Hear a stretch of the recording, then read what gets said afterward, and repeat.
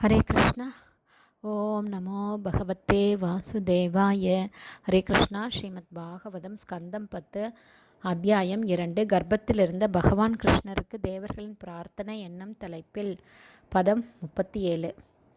ஸ்ருண்வன் கிருணன் சம்ஸ்மரயம்ச்ச சிந்தயன் நாமானி ரூபானி ச மங்களானி தே கிரியாசு யஸ்த்வச்சரணாரவிந்தயோர் ஆவிஷ்டச்சேத பவாய கல்பத்தே.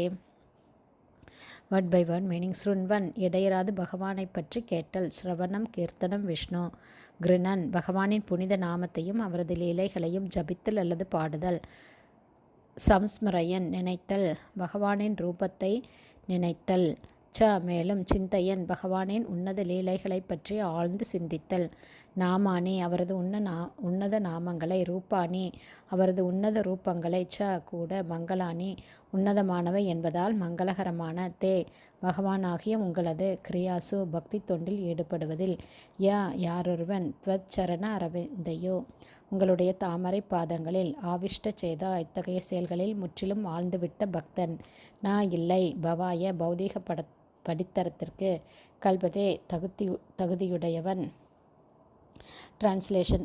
பகவானே, உங்களுடைய தாமரை பாதங்களில் தங்களுடைய மனதை முழுமையாக பதித்துள்ளவர்களும் உன்னதமான உங்களுடைய நாம ரூபங்களை பற்றி இடையராது கேட்டு பாடி ஆழ்ந்து சிந்திப்பவர்களும் அதன் பிறகு அவற்றை நினைவு கூறும்படி செய்பவர்களுமான பக்தர்கள் பல்வேறு செயல்களில் ஈடுபட்டிருக்கும் பொழுது கூட உன்னத படித்தரத்தில் நிலை பெற்றவர்களாக உள்ளனர். எனவே அவர்களால் உங்களை அறிய முடியும். Purport by Srila Prabhupada. ஜெய் ஷீல பிரபாத். பக்தி யோகத்தை பயிற்சி செய்யும் முறை இந்த ஸ்லோகத்தில் விவரிக்கப்படுகிறது.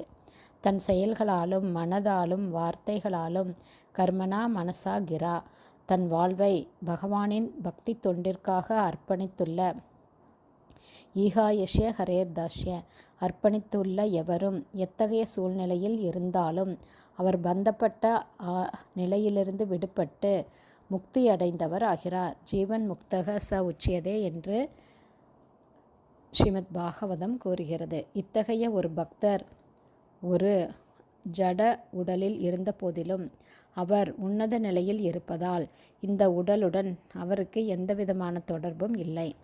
நாராயணக பரா சர்வே ந குதஷ்சன பிப்யதி. பக்தரொருவர் உன்னத செயல்களில் ஈடுபட்டிருப்பதால் பௌதீக உடல்களை ஏற்க அவர் அஞ்சுவதில்லை என்று பாகவதம் 6.17.28 கூறப்பட்டுள்ளது.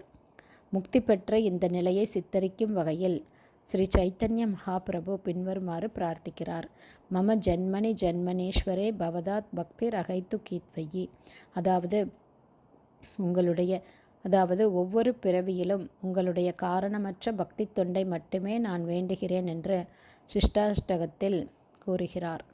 பகவானின் பரம விருப்பப்படி பக்தர் ஒருவர் இந்த ஜட உலகத்தில் பிறவி எடுத்தாலும் தன் பக்தி தொண்டை அவர் தொடர்கிறார். பரத மகாராஜா செய்த ஒரு தவறினால் அடுத்த பிறவியில் அவர் ஒரு மானாக பிறந்தார். அவரது அஜாக்கிரதையினால் சிறிய தண்டனை அவருக்கு அளிக்கப்பட்ட போதிலும் அவரது பக்தி தொண்டு நின்றுவிடவில்லை.